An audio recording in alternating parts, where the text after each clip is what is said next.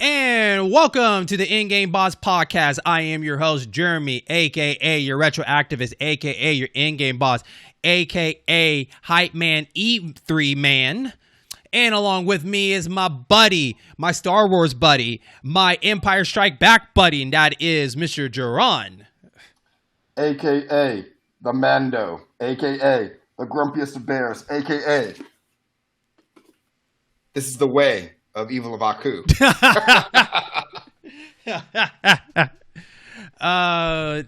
Return of the Mac is the return of the Empire, the return of the Jedi, the return of the Mac. Yes. And so, how you doing, man? I'm good. I'm good. Just thankfully I do not have a child to look after. So. Ditto. Woo. If you're listening to this episode, go back and listen to our last episode. We're talking about just a bunch catching up on game news that's been happening on our way to today's topic, E3. And as you know, this is part of the In-Game Boss program, Network Game and Other Variety Shows. And this show particularly is Oklahoma's #1 video game podcast. So shout out to everybody that's been listening to us and supporting us. Remember, we are on all your listening platforms, including YouTube, where you can see our lovely face. And what the heck was going on with Jaron? If you were listening, you can come watch him and see what he was up to and his plan.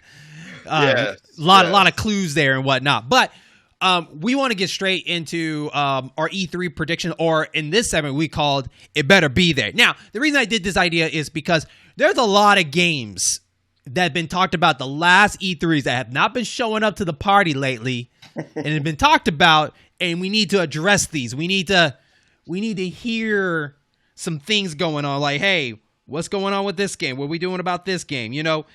And my list is basically dedicated to games that have been kind of gone for about more than 2 years, 2 year plus. So, and there's a lot of games that have been shown at your Microsoft, your Nintendo, your Ubisoft, and they just never showed up again. And like, did that game get canceled? What's going on with that? So I think a lot of these games need to show up and represent, and better yet, tell us what's going on with them. Like, what is their fate? Just tell us straight up. But before we were recording, Jaron was telling me that he kind of fell off a little bit of E3. E3 is just like, it's kind of just there now. I feel like now that there's been so many different news going on around different ways, like, you know, Nintendo and now Sony kind of do their year-long small things here and there. Microsoft kind of does their stuff here and there. You know, and you do have a point there. You know, a lot of people are asking, like, do we need E3 to do the message anymore for this stuff? But at the same time, I think people are just used of the tradition of E3 being so long. Having it disappear just feels kind of weird too. So, Jaron, what is your kind of ideal about E3 now? E3 is not necessary. Okay. It actually has not been necessary for several years. The reason E3's persisted is the hype, the pageantry. Mm-hmm. You know, it existed to be a hype machine for a whole bunch of people to gather in one place, see this whatever announcement for some game they probably already knew was happening or had an inkling of that because they follow all these digital news sites. And buzzwords get tossed about, they cheer, they clap, and rinse and repeat day 2, day 3. I fall for that though. I like hearing the crowd yell when a certain game get announced. I just fall for that. It's the fellowship, you know. I mean, it's one of the reasons why watching certain things in movie theaters is much better than watching them at home, even though you have a more comfortable private experience. Mm-hmm. It's being there with all those people. Same reason why, you know, wrestling shows are coming back with like actual live audiences. It's a big deal because there's that energy from other people. Yeah, and that's pretty much the only real use E3 has, in my opinion. Mm-hmm. But you know, any and everything that's being announced this year can easily be announced in individual press releases. I mean, every company can have their own scheduled show, which they're going to do anyway. You're going to stream it anyway, you know. Mm. And I mean, I think the other part of E3 was, you know, the press going and getting their special press kits with cool stuff. Yeah, well, before years ago, it was the spot to get to be known. Yes. Like you want to get known for your game and all this stuff, come to E3 for it. But now we're in the world of social media where we don't need y'all to represent anymore. We have our own stage we can create now. And the funny part is they could have done that too. But at the same time, back in the day, it's better to be on the stage with everybody else instead of just going to do your own stage. I'm pretty sure Nintendo could have done their own stage and their own thing if they wanted to do it. But at the same time, how much is that going to cost? They spend so much money trying to make a booth in a spot there. How much would it be to do their own thing? So at the time, maybe cost was a little bit cheaper to do it that way. But now, doing video and all this stuff, it costs less than just going there, which is sad for me because it's always been a dream when I was little that I wanted to go E3. Yeah. And I don't know if that's ever going to I don't know if it's ever going to happen. And I don't know if it'll give me the same feel that I wanted back in the day. Because, there were some moments back in the E3 era that I would love to been there for. The GameCube reveal, the 64 reveal, the fiasco with the Sega Saturn reveal, the Xbox reveal. These would have been really fun moments as press to kind of be in that room and just get the vibe of everything. I think that's what it is. It's just getting in that room to be in the vibe with other gamers and just see what everybody's reactions are going to be about that. Because I think that's what mainly E3 is about. It's about reaction of these games to see, are they going the right path? Am I invested in these new games? But I think one thing definitely triumph in E3 is the rise of indie games. Indie games have been just blazing through E3. You see more indie games than the main AAA games. Yeah, I mean that's where the wind is blowing that way. It's I'm not going to say it's easier, but it's more straightforward for an upstart studio with a handful of talent, dedicated talent, actual passion to spend X number of years making an independent game or independent series of games, and they just release it directly to the consumer. Mm-hmm. Steam or digital storefronts, and that's it. Like some of the biggest, most well-known games in the last few years have been independent games. Mm-hmm. Undertale, Celeste, Gris. Mm-hmm. I wouldn't say Hades is an indie game. Actually, Hades is an indie game. Mm-hmm. Okay, yeah. Yep. Hades is a big one. That people are saying it's it beats the hell out of a lot of the AAA titles. In fact, I think we're getting to that point where we're probably going to see maybe a small handful of AAA titles, every couple of years. Yeah. And the rest of it will be independent games because it's just more cost effective. So let's talk about E3 real quick. Let's talk about who's all going to be at this party. So we know Microsoft is going to be at the party along with Bethesda. Okay. Yeah. So we know that one's going to be quite meaty because, equivalent to Nintendo, I want to say Xbox has more owned studios than Sony now. I want to say. I'm just eyeballing it. But I could be 100% wrong. Only because it would appear so, yeah. Because Bethesda, the Bethesda comes with, an 8-pack deluxe package bundle with that. So, yes. So they got a lot to show. The question is, are they going to be together? Or is Bethesda going to do their own thing? And I wish, Microsoft owns them. Just all share at one stage. It's just be a little bit cheaper. Just make the show longer. It's fine. But I think that, one, there is no excuse. They got to come swinging. They got to show the bangers. And you got to give us release dates. These games got release dates. You don't give us release dates. The only game that we know so far is Halo. Where the games? Yeah. And we mentioned this before. Is when Microsoft decide to release these games, they better be games back to back. The way they're building this up. I want games from Rare. I want games from Ninja Theory, Alcibion, all these people. There better be a new game each month. Make my wallet hurt. Yeah. And all come in the Game Pass. Hell yeah. But they got to give us details of when are they going to release these games. So that's the three things I want them to address. I want them to show us what they've been working on, a release date, and no excuses. Yeah. Okay. Screw the sizzle reels if there's no actual stake. Yeah. So I'm with you on that.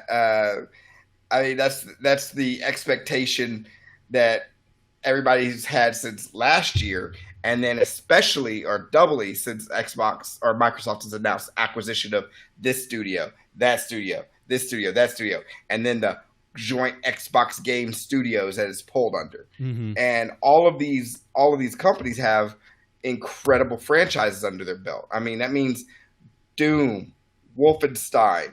If they ever bring Quake back, Mm-hmm. you know, you have Elder Scrolls, Starfield. I know you're hungry to see what's going on with Starfield. Mm-hmm. We did an episode about it, so yeah, exactly. If they ever bring, no, they won't do that. But if they do another Outer Worlds, which they just now officially acquired that rights for that game. So now that's definitely their brand now. Yeah, Ninja Theory. I mean, I can only think of Hellblade at the moment, but I know there's a couple of other big. But Hellblade is the big mamma jamma since the Game Awards, right? Yeah, Hellblade 2. Everybody's like, oh, But that's the thing. Xbox looks like it's going to be extremely AAA all over the place. They're more AAA than indie. I mean, that's not to say they're not doing indie, but all their games look like they are being made out to be like AAA, hold on to your butts kind of experiences. Yeah. So yeah, Microsoft has to bring. They need to at least 5 like solid. Expect these 5. Yeah, these 5 fingers across the face kind of slap. And especially with the fact that God of War is now 2022, and we don't know the fate of Horizon Forbidden West. It is open field for the fall. For Microsoft to own it. They can own this fall if they do it right. And Halo, I like Halo, but Halo cannot be the one to do it alone. No. So this is their ball to fumble. Mm-hmm. Yeah. It is literally an open foot. It's like the defense misread you. You guys got an open shot down the field. All you got to do is throw it. All he's got to do is catch it and run. That's it. And unfortunately, the cynic in me is like, oh man, it's gonna be some Benny Hill. I promise you, I will come on the next episode when we do our aftermath talk of E3, and I will throw some words at Microsoft if all these games are 2022. If I hear that, I'm like, what are we doing here? What are we doing here? Is Medium the only game? Give me something. Give me some. I want to root for Xbox. I've been trying to root for Xbox for a while because they need something. Like, give me something. Like, Sony's messing up too. So what are you doing? So anyways, that's Microsoft and Bethesda. Let them do their thing. Now, moving on. Ubisoft. Yep, they got their Ubisoft Forward. They're actually kicking it off, I believe. Yeah, so Ubisoft, they have a couple of games they're going to answer for. That's on my list of games that we got to talk about. They always been pretty solid for what their stuff is. You're going to get your traditional games that people like. Of course, you're not going to get Assassin's Creed, but you might get some new DLC or some information about that. But I would be very happy if we got a continuation of the Rabbids and Mario series. That'd be kind of cool if they pull another rabbit out of the hat, no pun intended, to show us that it did so well that a sequel's in talk. That'd be kind of cool. Yeah, that'd be kind of cool. Yeah, or Beyond Good and Evil 2. We'll talk about that one.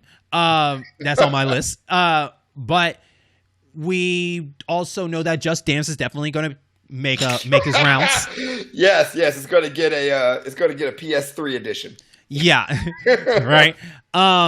We know that there was another game we were going to talk about. What about Tom Clancy? Will we get another Tom Clancy somewhere in this mix? Splinter Cell. That's the only way they can really make people lose their shit. You don't think another Division in talk or something like that, or Ghost Recon, or we got Far Cry. Now Far Cry 6 came out earlier. Was a video, and that's looking kind of good. I'm feeling that Far Cry 6. They're gonna announce and show some more stuff about that. I mean, if we're talking about what they've already announced, then yeah, they're good as far as content. Okay. But if we're talking about surprises, I would love to see a Splinter Cell. Okay. Or at least, how about this? Let's have at least a little Splinter Cell content in the Division. Okay. And by the way, Tom Clancy didn't make Far Cry 6. I just wanted to throw that in the mix. Sorry, I forgot that game just that's coming out. But Far Cry 6 though dude, this already looks automatically better to me than 5. It just felt like this has a more structured theme of what it is. And I like that. I'm sorry, I don't remember who the actor is from Mandalorian, so it works perfectly for your intro. Giancarlo Esposito. Yeah. So that's kind of cool that he's in this mix. Of course, at every Far Cry game, there's some kind of resistance. So, of course, you're going to be a character that's going to be resistant. But I like that they're getting super crazy creative with this whole, like, make these crazy weapons. Especially the Macarena CD gun. That was pretty damn funny. That was pretty funny. Yeah. I mean, they're going crazy, but they're also apparently not shying away from, not edgy, but controversial political content. And that's what I like about it. I like about that. People thought they shied away too much in 5. Like, there was so much they could have attacked in 5. And what's so sad about it, I am a fan of the cultish stories, like the cult story stuff, but they just didn't do it for me on there. And I think the reason why is, to be honest with you, is that Far Cry to me should never have a silent protagonist. It needs a character that can talk with personality. That worked for Far Cry 3. Yeah. Okay? But 4 and 5 didn't do it for me because you had a silent protagonist. I like this girl. First, I think it's the very first female in the series of any Far Cry game, I think. 5 lets you, 5 lets you choose. But that's the silent protagonist. I'm talking about like actual character. Oh, an actual character? An actual character, yeah.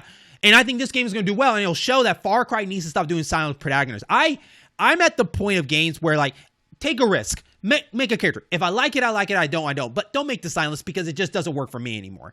But I'm glad they're trying for this, and I'm rooting for her to be badass for this. So, but Ubisoft got some interesting ones. I hope they have some secret ones that they're working on. That I don't know. New IP? I don't know. It's been a while since new IP. Now we know that Hyperscape is probably not going to be talked about there because Hyperscape kind of just fall flat on his face. So I don't think that's going to be talked about. Can't even give that game away. No. Watch Dogs. Maybe there'll be some more information about Watch Dogs. We don't know. And so I mean, I have Legion. I haven't played it yet. I've heard mixed things about it, but we'll see. Mm-hmm. Let's go to EA. So EA got some stuff going on. I know, right? But with their home run, that is, Knockout. Is it Knockout? Not Knockout Kings. Is it Knockout Kings? It's Knockout City. Knockout City. I mean, that's picking up the same. It did better than that Rocket game. Rocket Champions or whatever. Did better than that. Oh yeah. Yeah, you already forgot. See, that's how bad it was. Yeah. Yeah, I thought you were saying Rocket League. I was like, ooh, I don't know about that. No, Rocket like the Rocket Champion game. That was free and it was gone. So Knockout City is picking up a little bit. We'll probably get some more information about Apex. Maybe some new info about that. Maybe some updates of the Squadron game, the Star Wars. Are we going to get more content, or are they just going to try and hit us with, hey, buy this extra $30 game? Mm-hmm. We'll probably get information about the indie game that is the Tim Burton kind of game looking like with the dice and everything like that with the girl. Skate might show something. Totally forgot about Skate. Never played Skate, but totally forgot about that.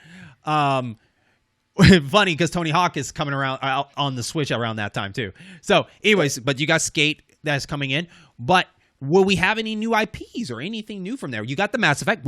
Maybe Dragon Age. We might hear some more about Dragon Age 4, yeah. Mm-hmm. And maybe not just artwork. Maybe like show us something over there.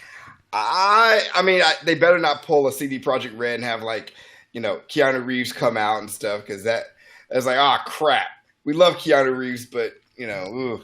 Don't worry. Keanu Reeves came on stage. I don't think they're going to, unless they got the celebrity sitting down telling you about these games, but I'm pretty sure they're getting Greg Miller back for that. So, yeah, I would love to see them bring back EA Big. I keep harping on it. EA Big and J Empire all day over here with this guy. Over here. I find it hard. No one has yet to say they don't want to see Jade Empire remastered or a sequel to Jade Empire. I defy you to find someone who is like, meh. I can find a lot of dreamers. I know a lot of dreamers. Shout out to Jerome. You already have a franchise right there that's not licensed to any particular media company. So you could easily have Mass Effect, Dragon Age, Jade Empire. Though that could be BioWare's like big three. Mm-hmm. BioWare's big three, and with an occasional random project, but basically BioWare's big three. All EA has to do is just shut up and let them do it. Now, excluded from there will be a Battlefield 6 reveal on its own, like they did for 5. Now I'm a Battlefield fan, but I think I'm going to do this, the small percentage probably, because it's normally me with a small percentage of anything. I think people are done with the old war wars. I think it's time to go back to the modern for Battlefield. Hopefully the 6 will be a modern carrying on after 4? Battlefield 4? Yeah, Battlefield 4. Yeah. So I hope we go back to the modern time and just get back to that style. Now, I was talking to my boy John Robles. Shout out to him. J-Rob. We were talking about, will that be... I wonder if Battle Royale is going to come again for this one. Because Firestorm didn't do very well, I think. Or it was a joke. Yeah, it didn't get talked about that much in Battlefield 5. So I'm wondering if they're going to try again for this one, and they'll definitely do a little bit better for this one. I feel like they're going to, but at the same time, I don't know if people are going to be pissed if it doesn't make it there. I don't think people come to Battlefield 5 just for Battle Royale anyways. Well, here's the thing. There's always been two camps. There's been people who play Battlefield, people who play Call of Duty. Now, I was more in the Battlefield camp because I liked more of the, not necessarily slower, but more methodical, move in. You have to actually work with your team a little bit, to take points, hold points, advance your line, as opposed to the run in, shoot, die, repeat, run in, shoot, die, repeat. But the Battle Royale, the whole Battle Royale thing is, I'm not saying it's run its course, but it's not as frantic as it used to be. Like it used to be, everybody was trying to play catch up with PUBG. Nobody really talks about PUBG that much anymore. Nobody talks about all the other Battle Royale clones. Warzone is doing well, so much so that they carried it forward to the next Call of Duty game. And take a lot of space of your console. Oh, yes. You better have at least 200 gigs. Mm-hmm.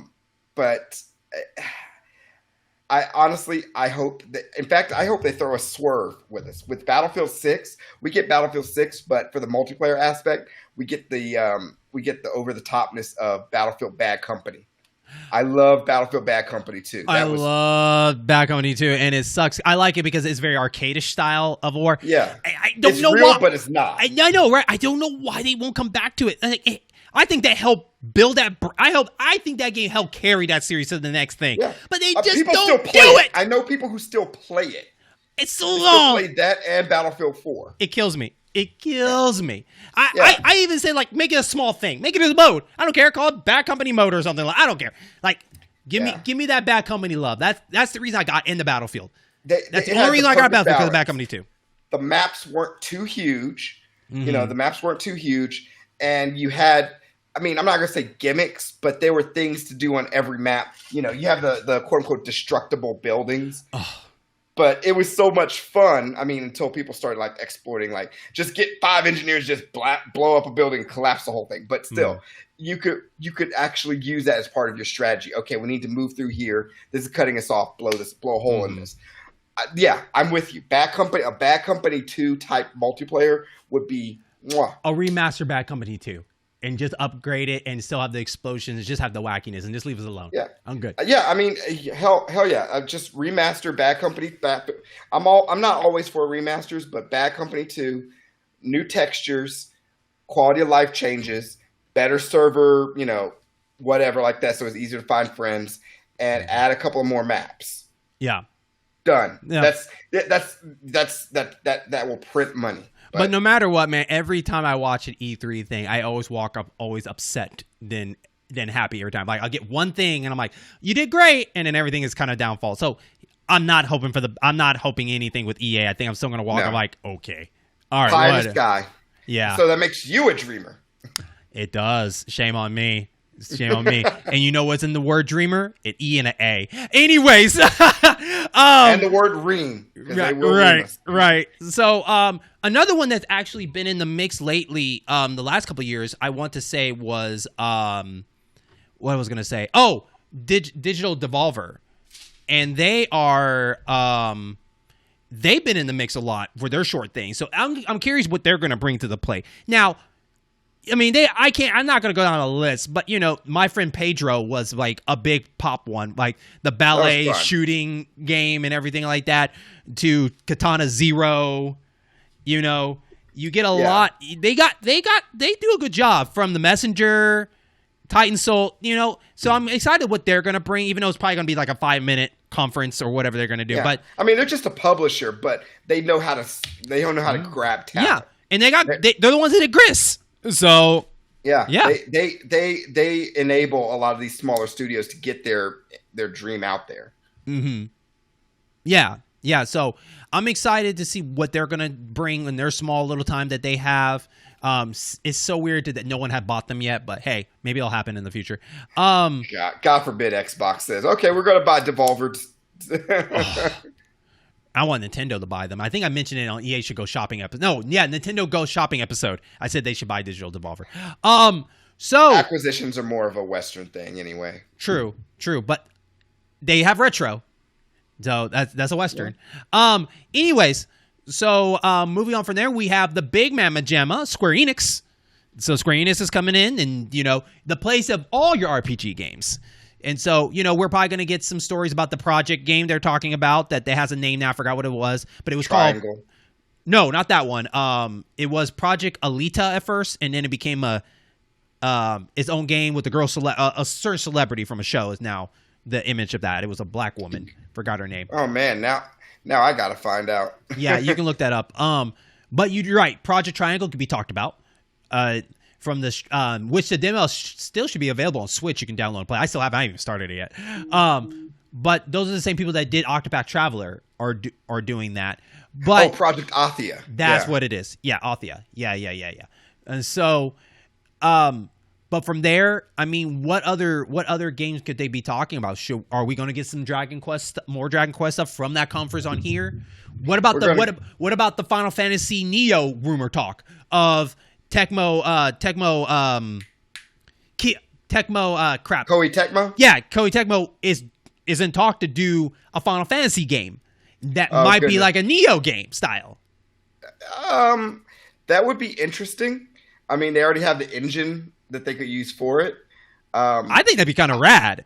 I think we're going to get another sizzle for the Final Fantasy Integrate, for the PS5. Mm-hmm. We're going to get that. They're going to try and keep people hyped for that. And we might get a teaser maybe of the second remake game, but I don't think we're going to get, and Final Fantasy 16. We may get a little information about that. Yep. Definitely. We'll definitely get something from there. But not as much as you think. Scale from 1 to 10. What are the chances of them mentioning something about Chrono Trigger?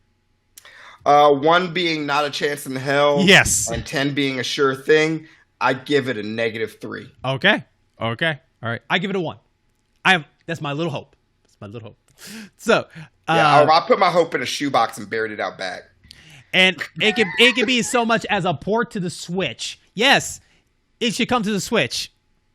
Yeah, I mean, why not? I know, right? It's the only one that hasn't been on that platform yet. The only thing is, you better not port it to the Switch as just a port. It actually better have some additional. It would have to have some additional content. So no mobile edition. No mobile edition. In fact, you know what? Screw it. Do a Chrono Saga, Chrono Trigger and Chrono Cross all together. I would love a remaster of Chrono Cross. I think that game would be easier to do, like a remaster to it. That'd be awesome. Hell, honestly, to tell you the truth, I would have loved a full-blown remake of that game. It's not going to happen. But the only reason I said a remake for that game, because that game would be beautiful remake. Like just seeing it up apart, because that game is gorgeous for what it was. And they can simplify the story because it's complicated as hell. Yeah, Chrono Trigger would be harder because Chrono Trigger to me is Sacred Cow. Well, no, that and you're jumping too many eras. At least with Chrono Cross, you're kind of changing the time, but you're staying in the same place. Yeah, I know. For Chrono Trigger, it's the same thing, but the difference is alternate that dimensions versus time period. Yeah. Like you're basically going back and forth of a certain time limit. Chrono Trigger, you're going almost different eras when you do that one. Yeah, you're not going to see a Chrono Cross in the future apocalypse. Well, the thing is, the most I would want is a remaster because if you've played Chrono Cross on the PlayStation lately, it looks rough. Like there's a reason why I like the remaster they did for Final Fantasy VIII, because it looked rough. Chrono Cross, great game, love the game, beat it all the way through. Mm-hmm. But holy crap, it is harsh to look at. It is harsh. Chrono Cross, yeah. Yeah. Okay. It's like, oh god. But it's not the worst. That one actually, out of a lot of 3D ones, that one actually did pretty well, staying okay compared to a lot of like old Okami games that used to be the 3D ones, But I understand where you're coming from. It was the whole Polygon era in the PS1. They were trying to push things forward, and it was hard. I'll tell you, Chrono Trigger did better in age than the original Final Fantasy VII, hands down. Well, yeah, 16-bit by nature always ages better. No, but Final Fantasy VII and Chrono Cross were both the same together. I'm talking about Chrono Cross. I'm sorry, not Trigger. Oh, Chrono Cross looks better than Final Fantasy VII looking back at it now. More or less, yes. Because Chrono Cross, they're not blocky. No, they're not. They're not doing the. It's like 3 different art styles. You have the blocky during the gameplay, then certain cutscenes with the blocky, and then the actual polished FMV. Chrono Cross didn't do that. It was all the same all around, like battle, all of that. So that one just aged a little bit better because that was in the later runs, right? Yeah, of course. Chrono Cross came out in 98. Yeah, it was one of the earlier launch games, so of course it's going to look bad for it. But I'm glad that their games got better holding later on, right? Even the artwork can be different, like Dragon Quest. Dragon Quest ages very well because the artwork aged very well. Artwork was consistent. There you go. Because it's with animation and anime-wise, it looks better. Yeah. It aged better. Well, I mean, I know you were talking about Chrono Cross before, but that's the reason why Chrono Trigger is timeless. It's 2D. 2D games always it's 2D. Age well. It's 16-bit. It's 16-bit, and it's polished. And the artwork. I mean, the only thing you could do is add to it with the anime cutscenes that they put in the PlayStation version and the DS version. So, I mean, Square. So, but that's pie in the sky. Square Enix can let out a retread wet fart and we'll be happy. It's just that ultimately we'd want to see Final Fantasy 16 and then some acknowledgement of. Okay. All right. I'm going to let you hold on to that one yourself because I'm not excited for 16. I automatically saw from earlier that I am not on board for what it is. I know people will like it because they're like, it's going back to the medieval times and everything. I was like, yeah, but I don't care about that. I want something new from them, not so much of that. And I feel like the same character looks like a spinoff to Noctis in his own way. I just want something more fantasy, and everything is becoming more dim and dark and all this stuff. Like, bring me something more flashy, up and going. I don't know. I'm just not feeling where this is going, but hopefully they'll change my mind. But I'm not going to hold my breath. Because I have never been hyped for a Final Fantasy game in a very, very long time. Now, if they do that Neo Final Fantasy, that might be awesome. Because that'd be awesome to go see if you can go against not just humans, but different creatures from the fantasy worlds. Yeah. That'd be awesome. You're walking, you see a behemoth, or you see the big floating fire thing. I forgot what they're called. I'm terrible at Final Fantasy creature names. Forgive me for this. Bomb. Are they called just bombs? I don't know. The floating fireballs that explode. Yeah. That'd be kind of cool to see that in a Neo form of these creatures moving around. And you have to figure out strategies how to beat those things. Instead of just humans, you're doing it with creatures. That'd be kind of cool. I think that'd be awesome. Hopefully that's true. I want to see what they do with that. Yeah. And so that would be interesting. I think I will be more along your level of hype once I actually play Neo Automata. Yeah. So much less Replicant, which is no, that's Nier. Oh, I'm saying sorry. Neo. I thought you said Nier. No, Neo.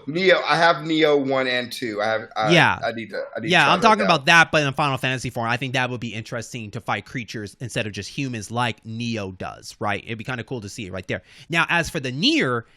With the new one out, I don't see any more Niers coming anytime soon. Yeah. So we're good. We're good for a handful of years. Yeah, but then you have the studio, the Tokyo something factory, the people that did your I Am Satua, they're basically their SNES house of their old school kind of games. We don't know if they're going to pop up with something new from there. We don't know what's going on there. But Square always comes a little. They always have a twist somewhere in that mix. So I'm excited to see what they're going to do with that. Especially, even though we are probably going to get talk about Final Fantasy 16, we're going to definitely get talk about the online, what's going on with the online world of the Final Fantasy, and probably another piece of Final Fantasy 7 stuff to add on top of that. Maybe a movie, maybe a little preview of the next saga.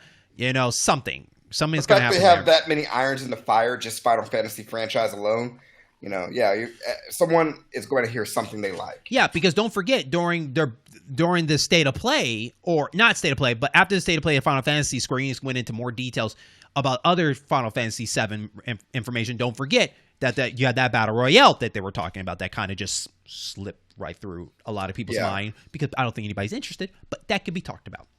I mean, every time you try and take something too far from its genre, you get something like Castlevania Judgment, that fighter, that 3D fighter on the Wii. Or didn't they have a fighting game instead of Dysteria? It was Easy Battle or whatever, that one terrible one. Which game? Was it called like Easy Battle or something like that? I forgot what it was. It was a top-down battle game. I just remember they had Final Fantasy characters or something like that. I could be on. Erguys.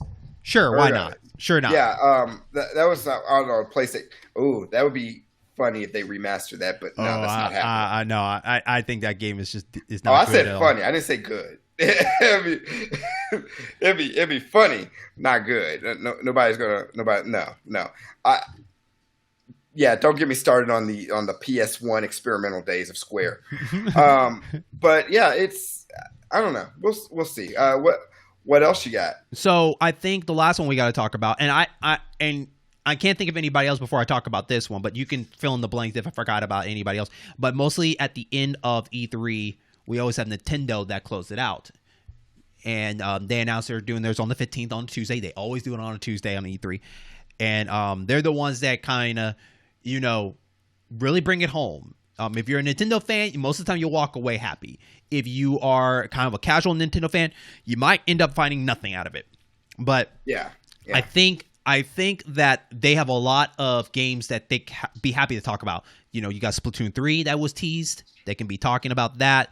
Of course, Metroid. The big one everybody wants to hear, though, and besides Metroid, is of course a Zelda game, right? People want to see the Breath of the Wild 2. We haven't seen anything since the tease in 2019 or 18 or whatever. So people have been wanting to see what this world's going to look like. That's what I think people just want to admit. You can basically show a tease of the world and then be done with it. And I think people will be satisfied because they just want to we just want to see where you're going with it. And then we're fine. You can go away for another year or so. But I think they can show them a logo. Yeah. Yeah, so Zelda, and there'll be so many YouTube news reviewers who are like making videos, blah blah blah blah.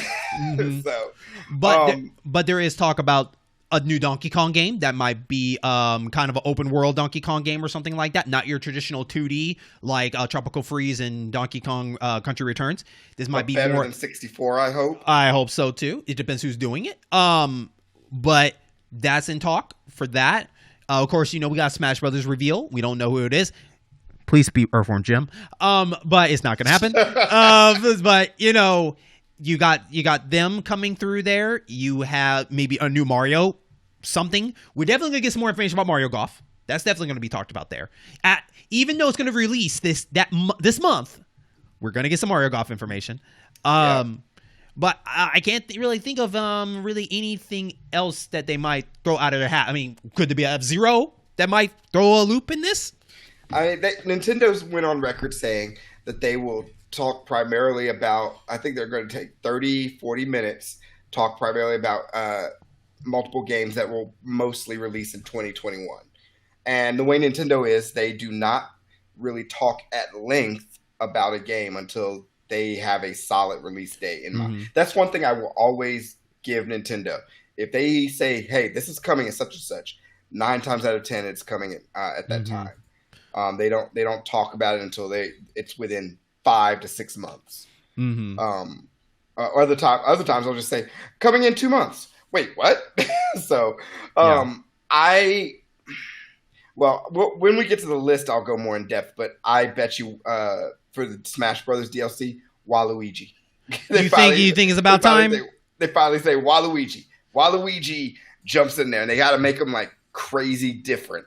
Like give him Dulcine stretchy limbs. I almost feel like he'd be a sports edition because that's where Waluigi first premiered, was in a sports game.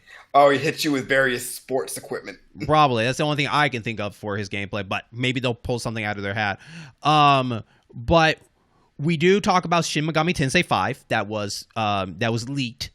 You can get more details on our last episode, but that I think that's the one they want to definitely lead about it because they've been talking about that since last year. And then they talked about they showed a trailer back in March. So we're gonna get some more information about that game and more details about that because that's our only big Japanese one that we know about. Now, I hope that Monolith Studios, the people that brought you the Xenosaga series and the Xenoblade Chronicles that we know about, I hope they show us what their next project they're working on because that's their big house when it comes to big world games. I mean, don't forget. They know how to make big worlds, and they're good at structuring it very well. I mean, play Xenoblade Chronicles too. And then, of course, they helped out with Breath of the Wild. So they're good at making big, massive worlds. So I'm curious what the next one. Now, we heard a rumor a while back that they were going to kind of go into a medieval kind of style, which I am excited about because it's kind of taken out of the sci-fi. Because I was like, I want to see what else they can do with the variety thing. So I hope this is true. Or we could get another Xeno Chronicles 3. I don't know. But I'm hyped for whatever Monolith comes out because they're one of my favorite RPG studios. So there's a possibility they can come out with something like that. Maybe I know we had Pikmin 3 last year, I want to say. So could a Pikmin 4 be finally talked about? I mean, if Pikmin 3 sold enough, then sure. Because I've noticed that whenever they re-release games on the Switch, they port them over to the Switch, which I believe that maybe all of them, but maybe one, I'm not sure. Switch games or Wii U games ported to the Switch, that they do much better, bigger audience, and they're much more of a hit. Mm-hmm. So, I don't know. Pikmin is a franchise Nintendo's just not going to let go away. Pikmin is like, I would put Pikmin at their B, maybe C, B at most class franchise. Mm-hmm. Like, you have your A class that's guaranteed you're going to have at least one entry every generation. B class, maybe one entry, and C class, which they apparently are happy relegating Star Fox to, and Kid Icarus, and, Donkey Kong slipped to low B, high C. I think the most curious question right now is what third-party exclusives are going to come for Nintendo as a surprise. Now, we mentioned for Ubisoft, it could be the Mario & Rabbids. We already have Monster Hunter, so that's already done. But could it be another plate that Capcom does? Remember, there was a story about Resident Evil Revelations. It might be a new one. Yeah, well, no, they already did 1 and 2 on the Switch. Mm-hmm. They could possibly do that. Hell, they could. I'm swinging for the fences here. Announce another partnership with Square Enix where they're doing an RPG. I would love for Square Enix and them do it again because imagine you have Bravely Default. You have Bravely. We'll say what? Imagine that's how they bring back Kid Icarus. Could be, or people would love to see a surprise of Super Mario RPG. That'd be kind of a cool. Celebrate their 25th year anniversary of here's a new one coming because Bravely Default I think is a mixed bag for a lot of people. But I think it's just not that jam that people want from Nintendo. Like, we want that one Square Enix game. I mean, people who've played Bravely Default 2 liked it. They did like it. Like, it's not a bad game. It's a good game. I enjoyed the original Bravely Default battle system to a degree. Didn't like how grindy the game turned into, but still, it was a fun little game. Yeah, and I'm kind of they want that nostalgia. They want those nostalgia orbs tickled. Yeah, and we don't know what games are going to get special ports over. The games that have already been out, and they might get a special port over there. I mean, Nintendo's been getting a lot of secondhand stuff the year after certain games get released. So we don't know what surprises are going to come there when they do their sizzle reel and everything like that. And so, but Nintendo, they still have my favorite presentation because they kind of go all out. Now, granted, with Reggie Fizame out, and then with the death Bowser. of Awada, they don't have those creativities that they always have with these awesome intros. So it's probably going to just be your traditional video and whatnot. So it might be Bowser doing the whole, hey, my last name is Bowser and Bowser, blah, blah. Again. Yeah, because he hasn't been really showing face. And it's like, Bowser, I need you to get in people's face. You're Bowser. Come on, man. Show people. Come on, get more in people's face about it. That's not his style. Reggie Fils-Aimé is to Nintendo and gaming what P.T. Barnum was to circuses and showmanship. Mm-hmm. But that what made Nintendo shine more, and that's what I like. And we'll wrap this up and move on. Will they be a reveal of a new Switch edition, a Switch Plus, Switch Pro? Oh god, I hope so, because I am sick of everybody talking about it. Every 6 months, Switch Pro leaked. Switch Pro, dude, it's becoming blah, blah, every blah. day since the lead up to E3. It's been talked about every single day, and every time it's such and such financial paper, Forbes or Bloomberg, and blah blah blah, and a guy that my uncle works with. They said Switch Pro is coming. It's like, if they're going to do it, this would be the year to do it. Mm-hmm. But once again, it's a case of wet fart and people will buy it. Yeah. But I hope they do, just because I'm sick of people speculating about it. Mm-hmm. No, I agree. I think at the point it's like, look, hopefully for better, for worse, whatever they do here, that will end the conversation. And we just move on. So get everybody out there. Just go ahead and get it out of your system. But on the 15th, I don't want to hear it no more. Yeah. Switch Pro, $350. Shut the hell up. There you go. So is there any other conference that I'm forgetting on the list that I forgot to mention that you can think of? Bandai Namco is also anchoring for video E3 on Tuesday. Okay, because they normally don't do those. Okay, so that's gonna be interesting. So yeah, they have a little showcase. Okay. And honestly, I don't know what it's going to be, because they do a lot of their big announcements just randomly, independently. So I don't know if it's going to be a showcase of new Bandai Namco games, like maybe a sequel to Code Vein, even though Code Vein came out last year. They may do some more stuff with Gundam.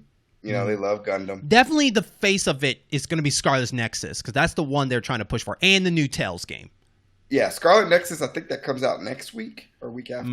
So that definitely got to be forefront. And then, of course, Tales is this year, too, which I'm excited about. So I can't wait to get more details of how the new Tales, I think it's called Tales of Arise. So I think I'm excited for what that is going to be. So, yeah. Yeah. So it'll be a small showcase. I don't expect more than 10 minutes from Bandai Namco. Okay.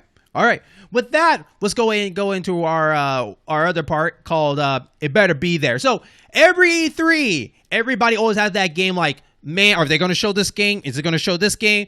What are they going to talk about this game? We're going to do something different. We're going to say it better be there. All right. My eyes popping. We going into this. Yeah.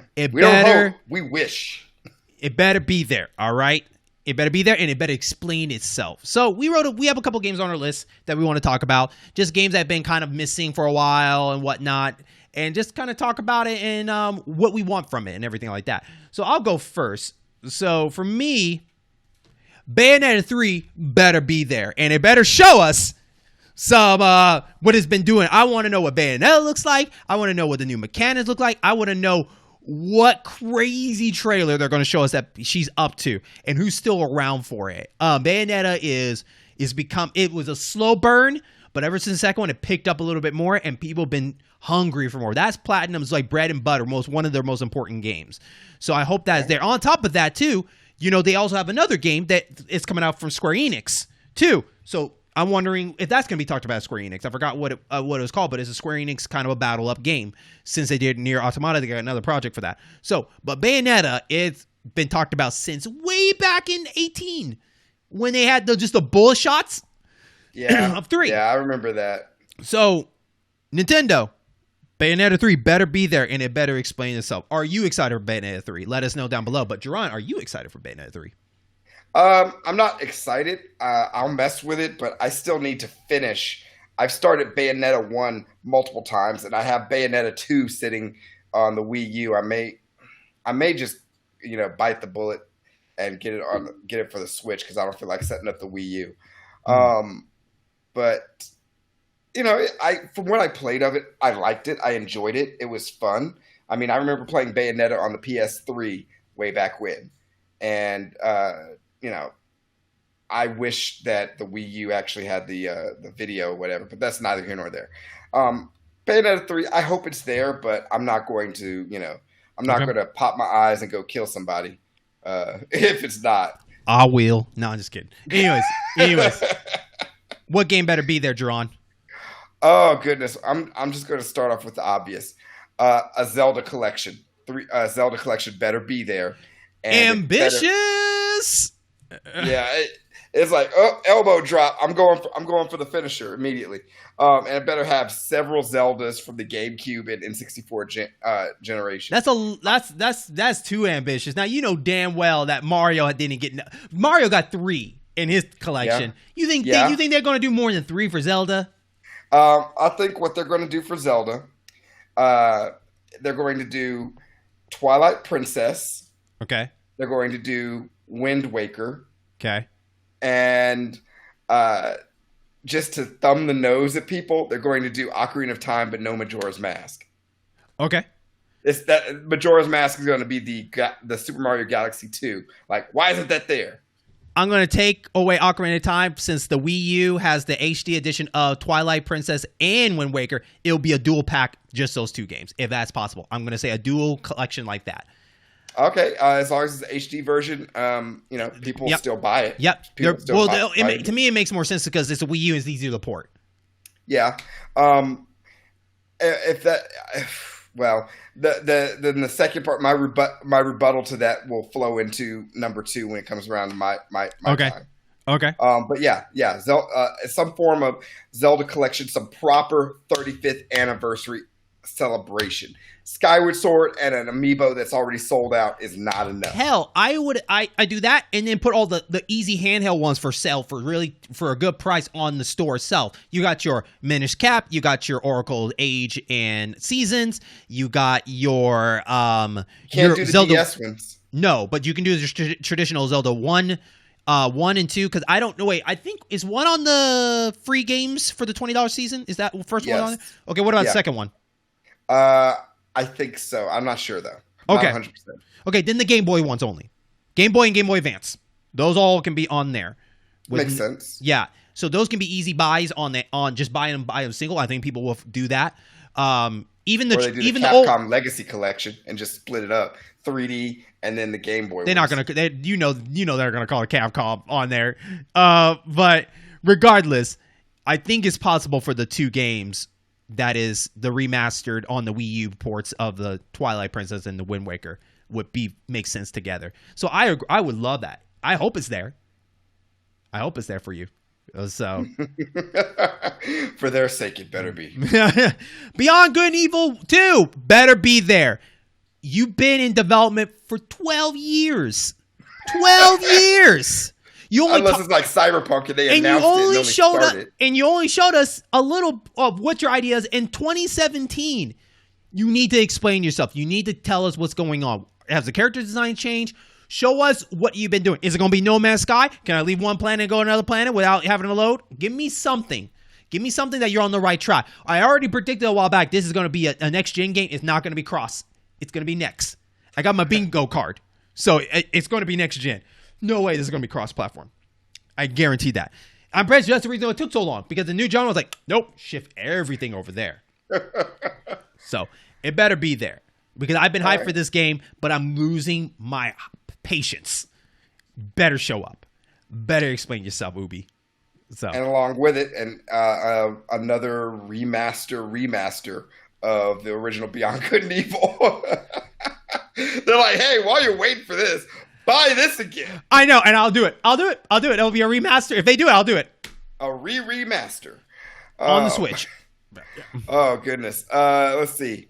Well, starting off of the last one, Nintendo Online expansion better be there. Game Boy and or Nintendo 64. Okay. That's the only reason they can excuse not having those Zelda games in the collection. Is like, Hey, an N64 coming to Switch Online. I think it's Or time. Game Boy's coming to Switch Online. I think GameCube needs to finally show, because you had the 64 on the Wii U eShop and the Game Boy Advances and the DS's on the Wii U and the Wii U eShop, but no GameCube. I think GameCube needs to finally show up in this mix.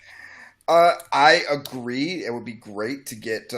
Imagine if games that were formerly locked to GameCube came to the Switch. That would be fan-damn-tastic.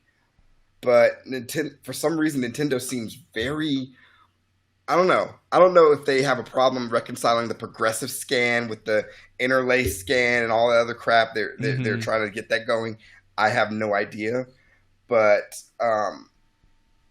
GameCube would probably be received about as well as if they did a Game Boy Online, because there are a lot of really good games that came out on the Game Boy. No, I agree, especially for the color generation, right? Yeah, I mean, and it's basically having a Super Game Boy built in, because you can put on the Super Game Boy filter on all of your Game Boy games. Yeah, I think the reason why GameCube would be a bigger hype, because I think there's just a lot of jams on there people have just been wanting, from like, Eternal Darkness to the Fire Emblem. That's like $6,000. Yeah. Last I checked, it's $320. Mm-hmm. Skies of Arcadia. There's a lot. There's a lot of classic one, but the Game Boy. I think it'd be interesting to see what they would pick for the Game Boy ones that are not just your Pokemons, right? Like, pick the ones that kind of just never got the shine that they deserved. Castlevania. No, they may no, but they have that in the collection, right? So that's easier. Yeah, that's to get. In the Castlevania collection. I would say get the kind of and you can't do Final Fantasy Legends, because that's already been out. Nope. So you have to do the Diamond in the Super Rough Mario RPGs. Land 1 through 3. That's good. Wario Land. Yeah. Oh, the Wario Land games. The Donkey Kong Land games. Mm-hmm. Although you would then undercut that with Donkey Kong Kirby? Country. You can do some Kirby. Kirby, because Kirby was originally on the Game Boy first. Mm-hmm. Yeah. There's Kid Icarus, the second Kid Icarus game. Yep.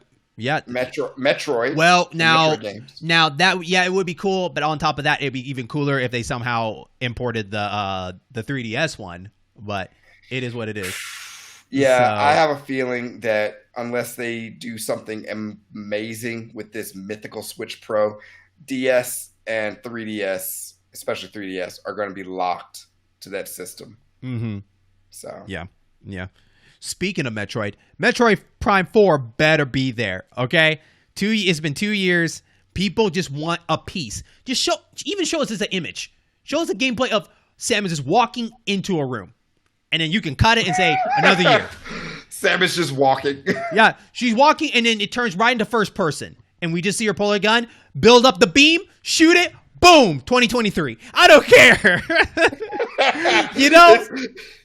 It's still in development. Don't worry about it. We all know it's not coming this year. We already know this, okay? If it does, that's going to surprise a lot of people. But we already expected it's normally a 5-year span for a Metroid game when it gets talked about. So I'm really predicting it's going to be a 2023. But if they pull a 2022 out, I'll be more happy than anybody. Shout out to Metroid Mike. But just an image or a little gameplay is enough for Metroid fans. Yeah. That's all I'm saying for that. So that would be phenomenal. Watch them rustle everybody's jimmies and say, we're releasing Metroid Prime 1 through 3 on the Switch. That's been talked about, and some developers said it'd be too hard to do due to the way the Joy-Cons would be the shooting game, or the way I forgot. Is it called gyroscope? It's not called gyroscope, is it? No, I'm sorry. Yeah, the gyroscopic function of the Joy-Cons. Yeah, I think they said it'd be a little bit too difficult for what they're doing. That's what. Now this is not in-house saying that. That was an ex-developer saying that. Okay. So you could take his word as a grain of salt. I'm not saying that. I guess he's also saying, like, it's not impossible, but it'd be extremely hard. Extremely hard. That's what he's basically saying. So basically, it wouldn't be worth it for them to spend the manpower. Basically, they could do it. It just wouldn't be worth it. Yeah, or at least maybe you could do one. You don't have to do all three, but if you do one, like a remaster of the first one would be pretty cool. And I'd be fine with that. If you're gonna remaster one, you got to do them all. I don't know, man. I think one is fine by itself. Really, 2 was okay. 2 was okay. 3 was okay too, but 1 is great. That's the only one I give a 10 to. The other 2 are okay because the second one had the Light World, Dark World, and that got kind of tedious. And then the whole like, always aiming at the screen for the third one got kind of old really quick. I don't know, man. And you have to make those standard controls. Now 2 is easier to do than 3. I'll give you that because 3 was strictly built for the Wii. But yeah, I don't know, man. I honestly don't know. But let's do it from game to game base. If the first one did very well, then do a second one. If the second does well, then do the third one. And if you do that, people are going to be saying, well, what other GameCube games are you going to bring over? I think they should refix Other M. Other M deserves a little bit more better attention. They just didn't do it right. Just correct some of the things. That game is actually good for what it is. Anyways, but Metroid Prime 4, show us some love. Just show us something. Give us some moving action of Metroid. Your turn. What you got? Straightforward. I'm going to go for the jugular. Acknowledgement of console shortages. Better be there. Sony and Microsoft. So Sony's not going to talk because they're not going to be at E3. That's why I didn't mention Sony at all in that talk. Well, Sony could do a state of play or something like that. But if we're talking about strictly E3, Microsoft, they acknowledgement of console shortages, acknowledgement of the chip wafer. Just it doesn't have to be a long lecture. Just say, hey, we know we are working as hard as we can to get more out onto the market. There's been a shortage of components. We're doing all we can, Okay. And just to kind of twist the knife, don't buy from scalpers and resellers. But that's more wishful thinking. Okay. All right. So, what about you? Starfield better be there. All right, Starfield better be there. There's been talk. Is it going to be exclusive to Xbox? Is it not going to be exclusive to it? I just want to see a glimpse of what the gameplay looks like. And it better not be similar to Fallout or Elder Scrolls. It better be his own thing. All right? And I want it to be exclusive to Microsoft. Like, give us a reason why we want to look at that console. Todd got to make up for what he did for 76. Okay? Fallout 76 was... Now, it could be better now, but it was not good at the beginning, and I jumped that. Todd, I need you to blow me away with this Starfield. You hyped it up too much. Bring it. All right? Yeah. We had an episode dedicated, and I want to know if my predictions are right, because when it comes out, I'm going to go back and listen to our Season 4 first episode of the fourth season and see if I got anything right from there. My guesses. Starfield. Because I was saying it better show up a lot the year before, and I was wrong. I'll admit that right now. I was wrong. So... But it needs to show up now. With this being acquired by Microsoft, come on, Microsoft, just tell us what's going on over there. What's getting exclusive? What is not getting exclusive? So let's get this all out. Is Indiana Jones exclusive or not? All right. Anyways, yeah, but that's that one. That I'm one and done with Starfield. Go on with you. I want a new Smash Brothers DLC character to be. It'll be revealed, but I want it to be a Fire Emblem character, but not a sword character. Just for you. Yeah, a non-sword Fire Emblem character better be there. I don't care if it's Tiki from Path of Radiance or whomever. Just as long as they can wield an axe, they can wield a bow. Just somebody from Fire Emblem, just so we have like a full block of Fire Emblem characters. We have like 10. He is so trolling right now. I'm not even. Yeah. It's not even funny. Okay, but that's the fake one. My real one. What better be there? He just wants my reaction. That's what he wants from me. Yeah, he'll get it. He'll definitely get it if it happens. I would actually like for I would like Microsoft to announce or at least clarify some of their Game Pass shenanigans. It kind of goes into the whole line with exclusive, not exclusive. They say, this and this and this will be day one Game Pass exclusive. Okay, well, let's go deeper with that. Let's just start making more of your first-party games come to Game Pass and stay on Game Pass. So okay. More Game Pass news for Microsoft better be there. Because okay. I like Game Pass. I rarely use it. I haven't even used it at all this year. But I like Microsoft Game Pass. And I like what they're doing with it. Okay. Hopefully they'll have some good deals, too, at the same time. Like some really good deals to bring new people in. Oh yeah, yeah. Like they're the closest we're going to get to Netflix for games, Yeah, yeah. So, or Netflix streaming, I should say. and with that being said, Cuphead, Delicious Last Course, better be there. It hasn't been talked about since 19. That game was supposed to come out in 2019. It was the last DLC of Cuphead. And then they announced it was coming in 2020. It is not here yet. Microsoft needs to show us what is game. I've been hyped for new Cuphead material. And basically that trailer is not enough. Like, we need more. Like, show us what you've been up to. Is there more bosses? Did you add more to it? Like, I've been hyped for some more Cuphead. So it needs to finally show up. I gave it 2 years. I'm ready for the last course. I'm ready for the last course, because it's just like in a French cuisine place. You get served 7 meals. I want this dessert. I deserve it. Deserve it. So yeah. All right. Yeah, I just want some more Cuphead. I like Cuphead. So yeah. Esports acknowledgement and expansion of esports better be there. Esports? Oh, you want some more esports stuff? Okay. And not the esports we're playing this, Slipshot MOBA or Hearthstone BS. Nah, screw that. I want proper esports acknowledgement for, let's say Apex. Let's say, the 3 or 4 fighting games that are still being played. I want, unfortunately, esports has seemed to be only as successful as the developers willing to invest money and to support it. So some people who are following saw Namco's announcement that there's $100,000 online only tournament, competition going on, and of course people had various feelings towards it. But it's still, that's a big deal. $100,000 prize pool. I would love to see more of that with other games that don't get love. Even, in fact, do me one better. I want Virtua Fighter 6 announced. Just say in development. Okay. Virtua Fighter 6. Harada from Tekken said he wants Virtua Fighter to come back. He wants the competition. Because I think, like, a lot of the people who worked on Virtua Fighter worked on the original Tekken, or vice versa, back in the day. So, because the systems are similar. So I want that. So give me what I want. Okay. That's all I got for my list. Okay. We haven't really seen a lot of the combo of Sega and Microsoft in a very long time. Sega has been a lot over on the PlayStation side, as you know, with the Yakuzas and all that stuff.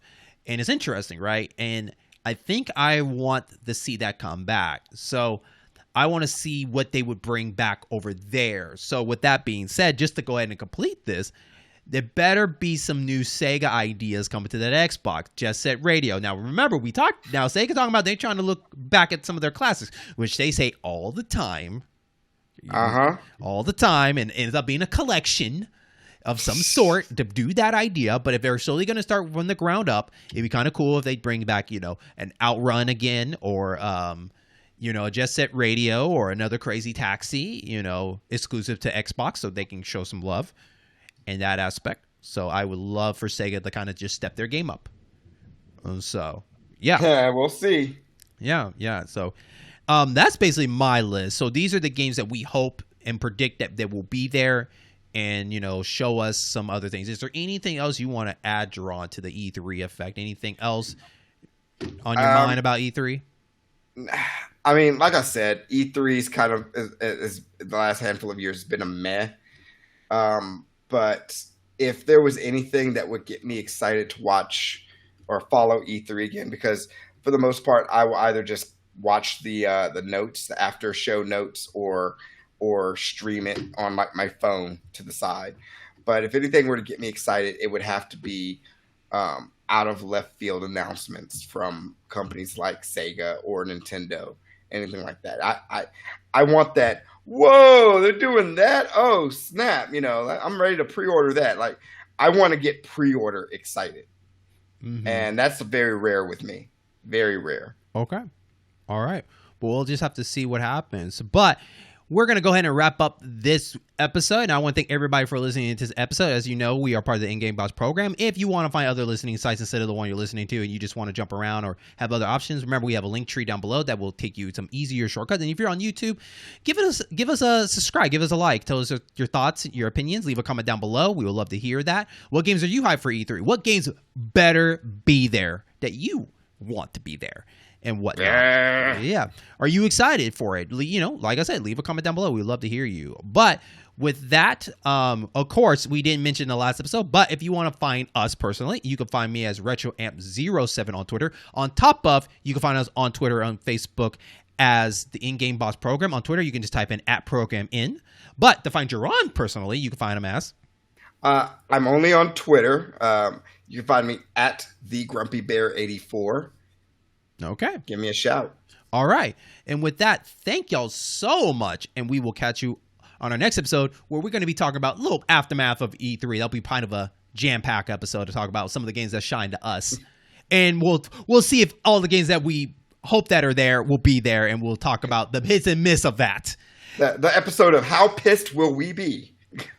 That we should call it, if it got missed and we're pissed. That's what it's going to be. Exactly. The segment's called. Yeah. Yeah. Exactly. So that's the name of that segment. If it gets missed, we're pissed. So with that, thank you so much. And we will catch you on our next stage. Stage clear. Let's go. New high score. It better be there.